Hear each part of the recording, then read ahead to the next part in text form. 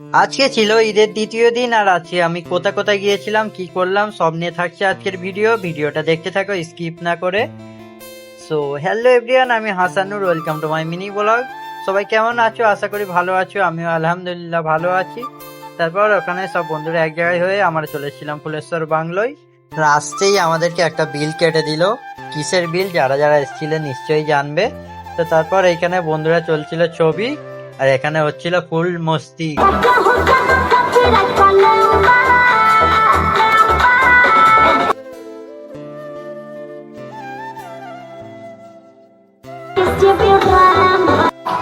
তারপর এখানে ওদের ডান্স থেকে চলেছিলাম নদীর ধারের দিকে। এখানে নদীর ধারের ভিউটা নিচ্ছিলাম, তো এখানেই সবাই ছিল, ছবি তুলছিল। তারপর ফাইনালি আমরা বিকেলটা এখানেই কাটিয়ে আমরা এখান দিয়ে বেরিয়ে পড়েছিলাম। আমাদের সন্ধ্যের পর প্ল্যান ছিল শেরে পাঞ্জাব, তো ওখান দিয়ে ডাইরেক্ট চলে গিয়েছিলাম কোলাঘাট ব্রিজে। আমরা এখন আছি কোলাঘাট ব্রিজে, দেখো। তো রাতে কোলাঘাট ব্রিজটাই কিছুই বোঝা যায়নি। তো দিনের সময় অনেক ছবি তোলে, অনেকজন ভিডিও বানায়, রিলস করে। তো তারপর ফাইনালি আমরা চলে আসি শের পাঞ্জাব। আর ঈদের সিজন মানেই শের পাঞ্জাব, শের বেঙ্গল, হলি ফ্লাওয়ার, এই তিনটেরই বাজার।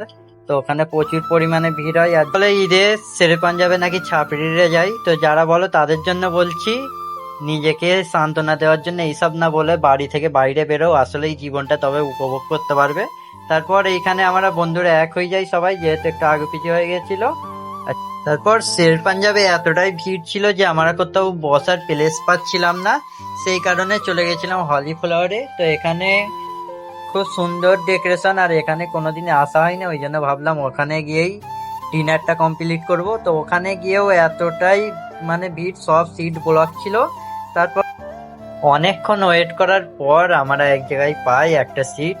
তো সিটটাই বসে আমরা এখানে 1.5-2 ঘন্টা কাটিয়ে দিই। তারপর এখানে ডিনারটা কমপ্লিট করে একটু আড্ডা দিলাম, দিয়ে তারপর আমরা এখান দিয়ে বেরিয়ে পড়েছিলাম।